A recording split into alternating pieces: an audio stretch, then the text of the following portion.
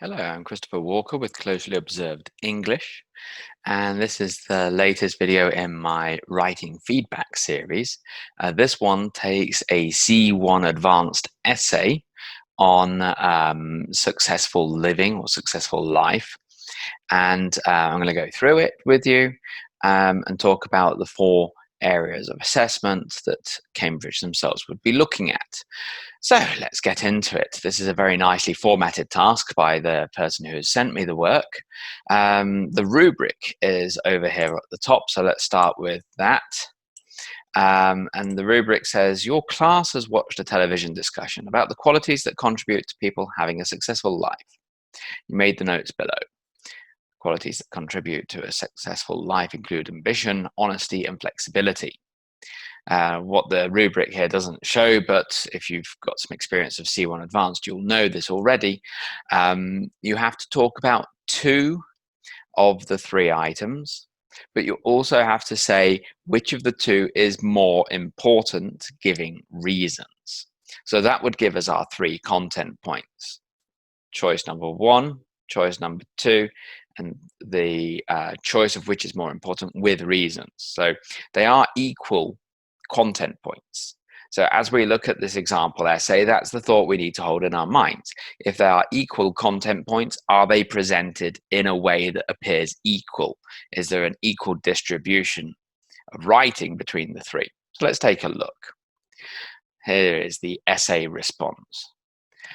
More and more people dream of leading a life of success. By analyzing models such as Bill Gates, one can observe that there are similarities in the personalities of life winners. This essay aims to explore the two most relevant. One of the key factors in becoming successful is having a great deal of ambition, as it leads to achieving long-desired goals and overcoming unexpected obstacles. While many can set short-term aims, little do work long hours in pursuit of their desires. A representative example would be the case of some students dropping out of faculties due to the workload required, in contrast with other ambitious colleagues willing not only to limit social activities and procrastination, but also to endeavor to be top-notch students. In today's world, being flexible is a non-negligible skill in having success, as unplanned events might affect one's ideally straight-lined pathway. It is crystal clear that mastering one specific aptitude is bound to be fruitful, but accomplishments often rely on the power to adapt. A representation of this is the realistic scenario in which a meticulous and rather cautious businessman has to take an immediate yet important decision for its company. In spite of his dedication and holy approach, the lack of flexibility would not make him able to switch to a quicker and effective thinking, and it could cost him the entire progress made by then. In the light of the above, I feel that ambition is a more significant element in winning at life, inasmuch as flexibility is buildable and depends on the intrinsic motivation to expand one's limits. In fact, it could be seen as a rather extension of it. Okay, so let's look at the content first, and that's the content over here in the assessment frame. And we have ambition is one of the points discussed, and flexibility. Ambition is discussed in this paragraph, flexibility in this, and then the choice of which is more important comes at the end as a kind of conclusion. And you can notice immediately that the first two content paragraphs after the introduction are much longer than the final paragraph that discusses which one's more important and why. Remember that, giving reasons. And if we look again at that concluding paragraph, we have the start of an argument for why ambition's more significant, but we don't really have enough, I don't think. So if we go over here and look at the content for band 3, minor irrelevances and or omissions may be present, and the target reader is on the whole informed. For band 5, all content is relevant to the task and the target reader is fully informed. Well, do we feel that all content is relevant to the task? Yes, I think so. The final content point is not dealt with in sufficient detail, but the content is relevant. The target reader is fully informed? It's not quite. I would say the target reader is on the whole informed. So I would say that there's a mix of band 3 and band 5, so we're going to go for a band 4 here. So what could this student do to boost their content mark? Well, the problem is obviously in that final paragraph, dealing with that last content point. So one thing that I often recommend my students do, and I'll draw a little box here so that we can get an idea. So we've got this last paragraph, haven't we? And what do we need to put into it? So final content point. So the recommendation I make to my students is that when they approach this final content point in the C1 Advanced essay, make or declare your choice. Then say why it is A, and say why it is not B. Okay, so let's give an example using this task. So ambition is more significant. So why is it A? We don't have our answer to that just here. We get, I feel that ambition is a more significant element in winning at life. We do have something that I would say is close to this point, which is why it's not about flexibility. A bit more would have been good. Flexibility is buildable and depends on the intrinsic motivation to expand one's limits. Yes. What do you mean by that exactly? Kind of give a bit more. And I'm not entirely sure about the last sentence. In fact, it could be seen as a rather extension of it. An extension of what, though? I'm not sure. So why is it ambition? You could say that, actually coming back to motivation, ambition is your intrinsic motivation to accomplish something. If you identify with your goal, you're more likely to reach it, and therefore it's more important. So that could be the explanation of why it is A. Then you could build from there and say why it's not B, and say that flexibility is dependent on that intrinsic motivation, but it cannot replace it. And then you could explain why. And that would be a nice kind of summary point that would also answer the content point that we need to address. Okay, so let's move our attention then to communicative achievement. And for a band 3, uses the conventions of the communicative task effectively to hold the target reader's attention and communicate straightforward and complex ideas as appropriate. Well, if we look back at the paragraphs that introduce the content points, are the ideas, first of all, complex or are they straightforward?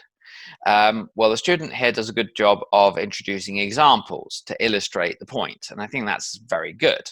I don't necessarily like the language, but we'll come on to that in a moment. But the use of examples definitely helps. And that takes a straightforward idea and makes it more complex because it shows the different degrees or shades of meaning connected with that idea. But in expressing those complex ideas, does the student really hold the target reader's attention? To an extent, yes. I wouldn't say for band 5 holding the target reader's attention with ease, certainly. I would say that you hold my attention. That's okay. And do we have evidence of the conventions of the task? Well, let's think what they are. This is an essay.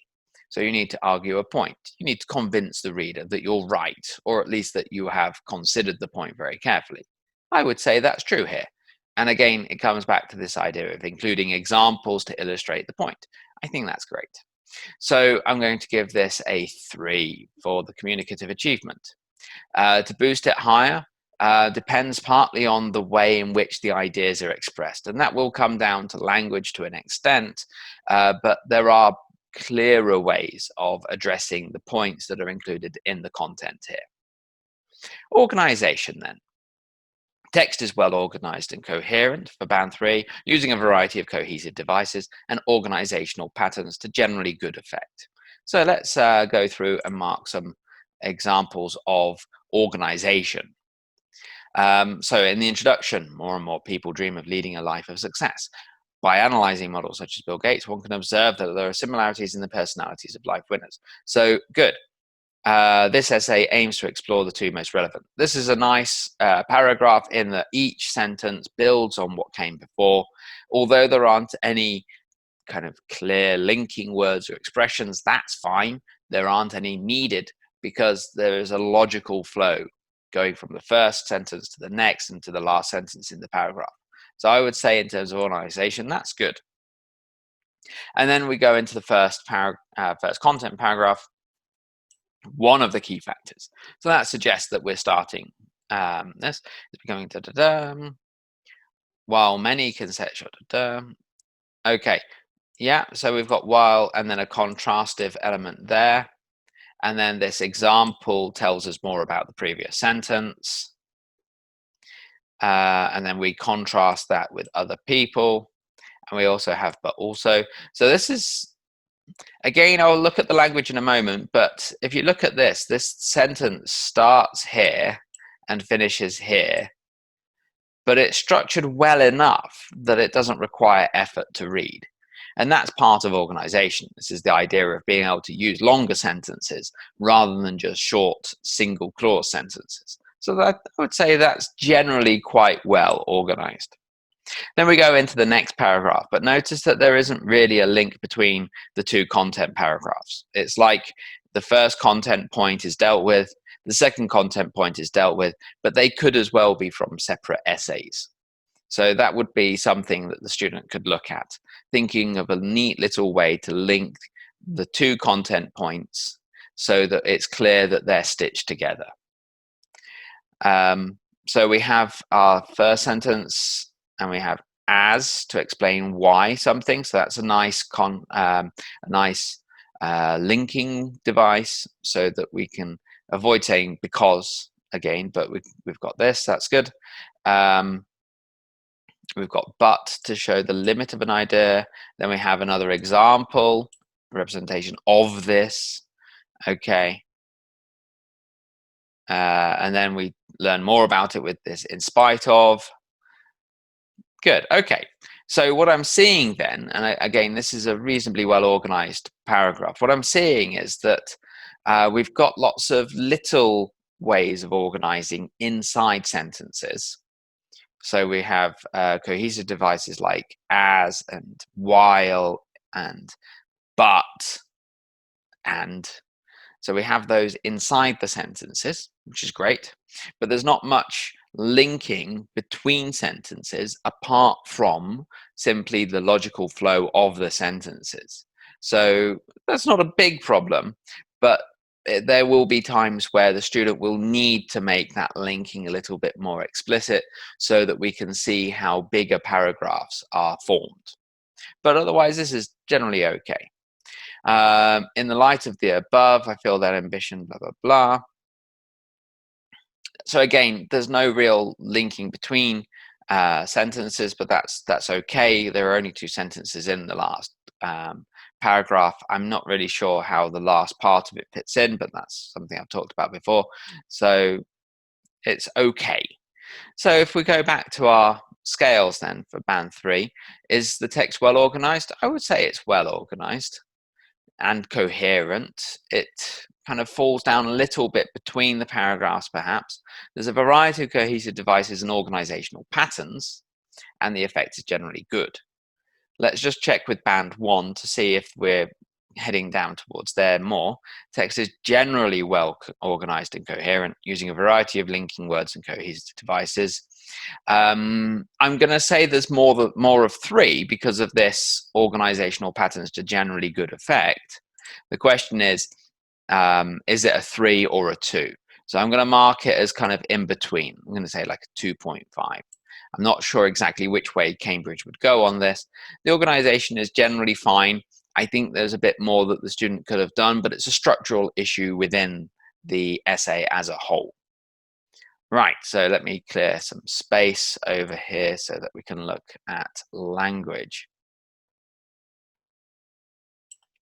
And the first point I want to make here is that the student has done a good job of generally communicating the ideas that they want to communicate. That's a good sign. The essay reads pretty well, and you can get to all of the points that the student wants to make. The problem here is that the student is using language that clearly has not yet been learned 100%. I think the student is stretching their language a little bit beyond breaking point, and they're trying to use some words and expressions that they've seen somewhere and that they think they might mean something, or that means something in their own language, but maybe doesn't quite work the way they expect in English. I'm going to go through and I'm going to mark those right now so that we can have a look and see where these little problems come from. And then we'll have a look at the assessment grades to see how big of a problem this is going to be in the context of this writing. Okay, so more and more people dream of leading a life of success.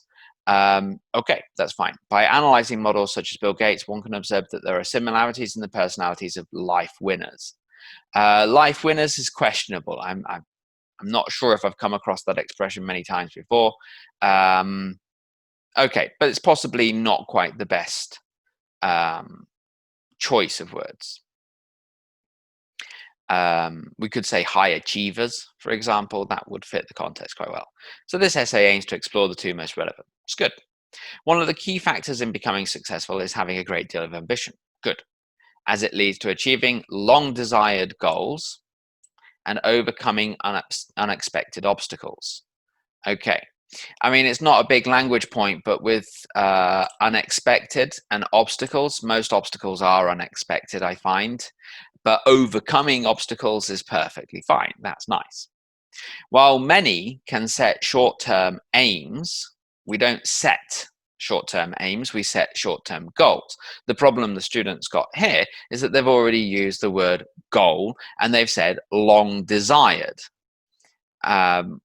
Short term would be a contrast to that. So why not just say goals again? Because then you have that contrastive element. You've said long desired, which I would say long term would be better, because then you've got long term and short term, and having the two quite close together would actually work in your favor. It makes the point that you want to say something a lot clearer, and it would be easier to follow. Little point here, but if we have many people, then we would want few. And few work, we don't need to emphasize it. Little spelling problem here, long hours with an H. Work, so while many can set short-term goals, few work long hours in pursuit of their desires. Desires, yes, okay, maybe we could go for that. A representative example, okay, would be the case of some students dropping out of faculties. So that's definitely the wrong word. We're talking about studies, aren't we? And studies take place in the university. A university is composed of faculties. So you have a faculty of maybe faculty of science, faculty of the humanities, faculty of the arts, something like that. It's not that you drop out of your faculty, because that suggests you're still at university, just not in a faculty, which doesn't mean anything. So you drop out of university or drop out of college, or more broadly, you drop out of further education. So that would be what you want to say. Due to the workload required, you don't need to say required because it's the workload. It's just the workload, the work that you have to do. And then maybe, yeah, in contrast with other ambitious colleagues, maybe a clause here instead of an adjective. Other colleagues who prove more ambitious, who are willing not only to limit social activities and procrastination. Do you limit procrastination? Or do you eliminate procrastination? It's not like somebody who is quite ambitious says, I'm going to procrastinate for 2 hours today. Whereas somebody more ambitious says, 2 hours? I'm only going to procrastinate for an hour and a half. Oh, amateur. You try to eliminate procrastination. You don't try to limit procrastination if you're highly ambitious. And then we have this also to endeavor to be top-notch students. Top-notch is a little bit old-fashioned now. I can't remember the last time I heard this used. You also have to ask a little bit whether this clause is necessary, but also to endeavor to be top-notch students. Possibly, I don't know if ambitious people at university need to be at the top of the rankings, if universities even have them. That's a little bit by the by. I wouldn't use the word top notch.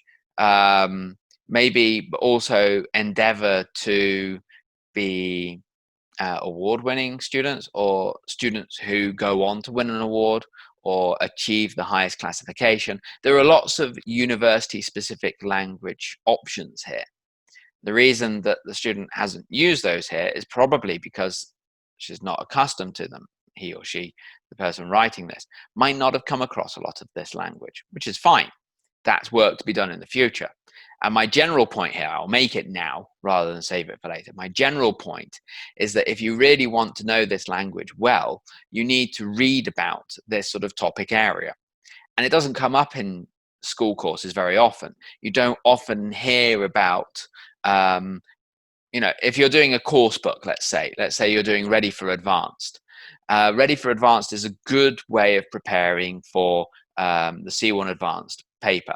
The problem is that it's all about giving you the language you need for the exam, not necessarily the language you need to talk about everything that might be in the exam, if that makes sense.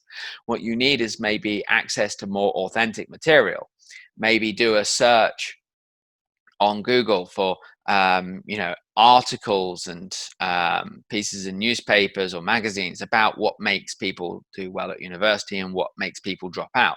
Now, obviously, you can't do that before you sit down and write your piece. But when you're reflecting on the piece later, you could say, okay, maybe I need to broaden my understanding of the lexical choices in this domain. And then I can see if there's overlap with other domains so that if they come up, I will be better prepared. There's a lot of work that needs to be done to take on board language, vocabulary especially, before you can say that you know it and you can use it well. In today's world, being flexible is a non-negligible skill in having success. Okay.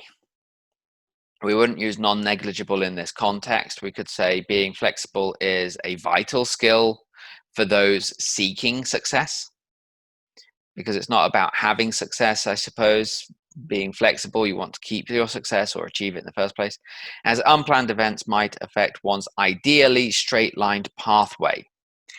Okay, so if we substitute different words for each of those choices, we get the idea that when you're successful, you have this idea of being on the straight and narrow. You have where you are and where your goal is, and you imagine the ideal road would be a straight line. There's a better way to express this, but I'm going to let you think about it. It is crystal clear, okay, that mastering one specific aptitude is bound to be fruitful. Okay, so this whole thing just here, again, I know the point you're making. The point is that if you're very good at one thing, that will be good. It's better to be very good at one thing than only average at other things. We have that expression, a jack of all trades, but master of none. But saying mastering one specific aptitude is bound to be fruitful, it's a very clumsy way of putting it. I'm sure you can think of a better alternative. But accomplishments often rely on the power to adapt. I like that expression. That's good. A representation, maybe an example, keep it simple there, of this is the realistic scenario. In what way is it realistic? Likely, perhaps, in which a meticulous and rather cautious businessman. Can you think of a big difference existing between meticulous and cautious? Is there enough of a difference that you need to say both? You could just say one or the other, in which a rather meticulous businessman or a rather cautious. Here, I would say cautious makes more sense because it's that lack of ability to be flexible that you're talking about. Has to take an immediate yet important decision for its company. So his company, if it's a businessman. If you want to go gender free, say business person, and then say their company. Use the third person plural to refer to a singular. It's okay. You can do that sort of thing now. In spite of his dedication and holy approach, I'm not sure what you mean by holy approach, the lack of flexibility would not make him able, would not allow him to switch to a quicker and more effective Not thinking, but way of thinking. And this could cost him the progress he had made until then. So we need to change the grammar of that a little bit because the progress came before that moment in the past. We're linking the progress from before to another past point. So we would use past perfect to form a bridge between the two times we're talking about. In light of the above, rather than in the light of the above, I feel that ambition is a more significant element in winning at life. Okay. In as much, so we need two words there. I think that's a typo. In as much as flexibility is buildable and depends on the intrinsic motivation. So we need to get rid of that because we don't know which intrinsic motivation you're talking about. I've talked about this a little bit earlier when we looked at the content point. To expand one's limits. In fact, it could be seen as a rather extension of it. Again, I'm not entirely sure what this concluding sentence is about, so looking at another way of writing the whole paragraph would solve that problem. So that brings us then to the assessment for this. At band 3, we have uses a range of vocabulary, including less common lexis, appropriately. Unfortunately, as you can see from what we've highlighted here, the vocabulary is broadly correct, but it's just not often appropriate for the context. Uses a range of simple and complex grammatical forms with control and flexibility. I would say that the grammar of the text itself is not too bad.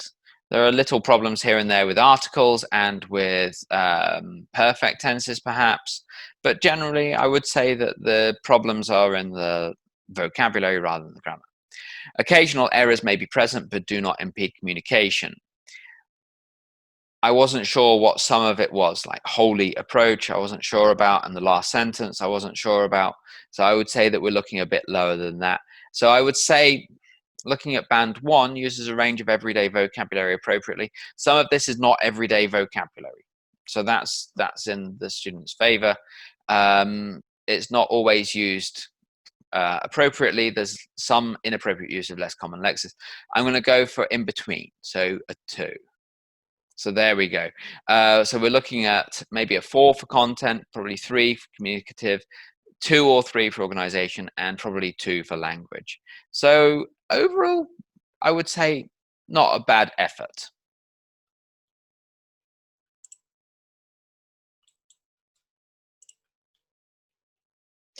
Okay, so there we go. That was a C1 essay. They are not easy to do. What lessons have we learned by looking at this? Well, the content points can be boosted by thinking very carefully about that concluding paragraph. It's relatively easy to address the main content points here because they're presented. You choose 2 of them. A lot of candidates overlook that third content point, and this is the key here. That final concluding content point needs to be more than just one line or a sentence or something like that. It needs to be a fully developed content point. And also take advantage of it because it gives you the chance to use some organizational techniques. If you're comparing things, saying why it is A but not B, you could use things like whereas to link the 2 ideas. However, or on the other hand, so this is your last chance to use a little bit of organization and boost that a bit.